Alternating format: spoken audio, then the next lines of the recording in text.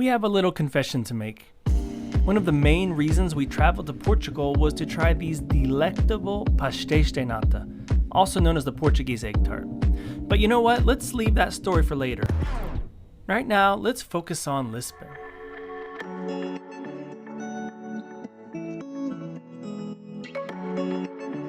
We had 3 days in the Lisbon area, a list of food we just had to try, and lots of sights to see. Here's how we did it.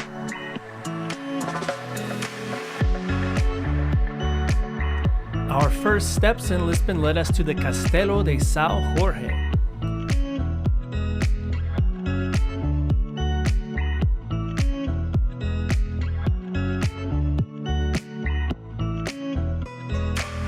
We took a quick walk around, saw the resident peacocks, and took in one of the best views of the city. One of our favorite things to do when we visit a new city is take a food tour there, and Francisco from Treasures of Lisboa Food Tours was an excellent guide to do just that here in Lisbon. We got to check off quite a few foods from our list. Bacalhau, sardines. In fact, according to my recollection, the first time I've had sardines. Pastel de feijão. And my personal favorite from the tour, the Portuguese chorizo.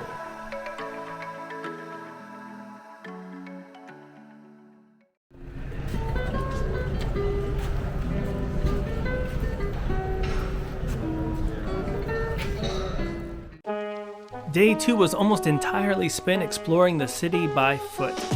And since we're talking about walking, we have to mention the variety of designs in the beautiful mosaic sidewalks.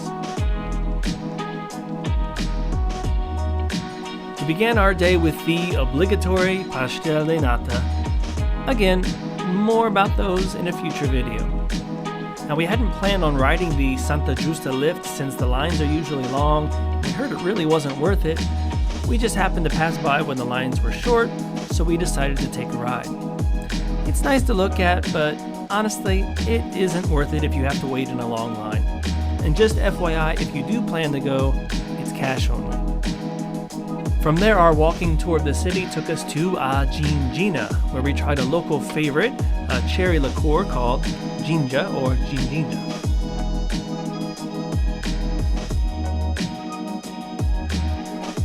For lunch, we stopped at the famous As Binfanas do Afonso, or bifana, which is a sandwich made from pork that is marinated in white wine and garlic sauce. It was as delicious as advertised.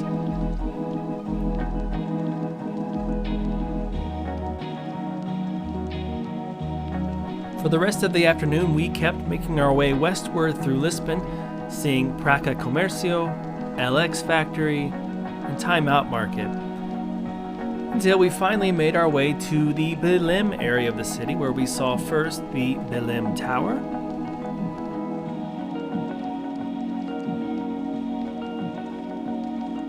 and later the Monument of Discoveries, which commemorates Portugal's rich history of navigating and discovering. Finally, we ended the evening with a beautiful and peaceful sunset river cruise.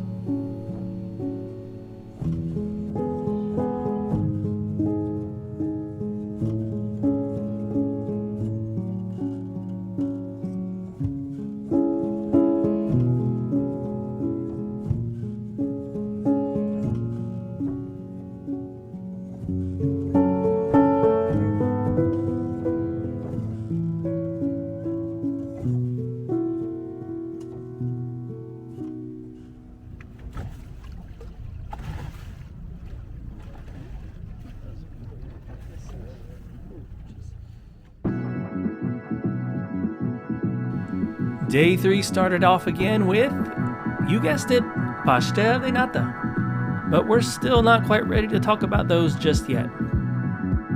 Miguel, our guide for the day, picked us up to explore some of the sites outside of the city of Lisbon.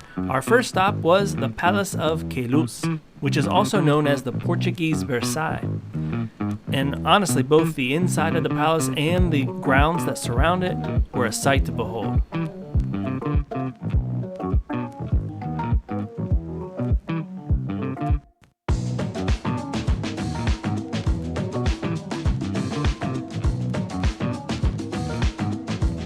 From there, we drove through Cascais and stopped at Boca do Inferno.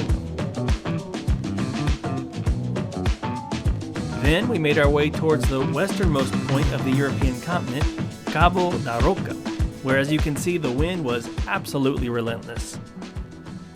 Finally, we made it to Sintra, which had two amazing sites left for us. The first was Quinta da Regaleira. Built in the early 20th century, it reflects many of the eccentric ideas of the original resident.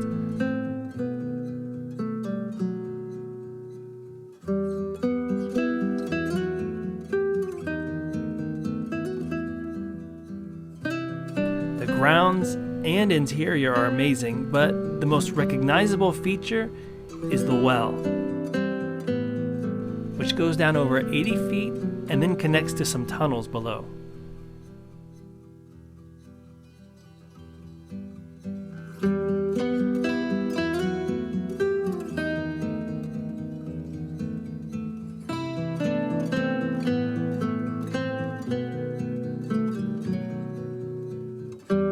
The second amazing site in Sintra that we saw was Pena Palace.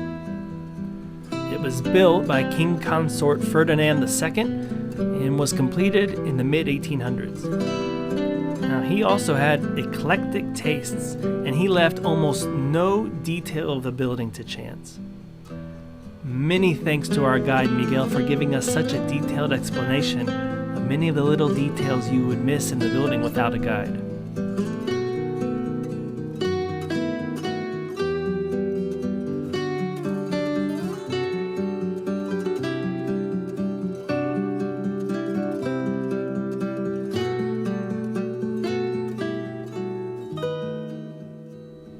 Back in Lisbon, we stopped in for one more quick pastel de nata. What? Don't judge. They're amazing. And we ended our trip with what we thought was the perfect Lisbon send-off, dinner and a fado show.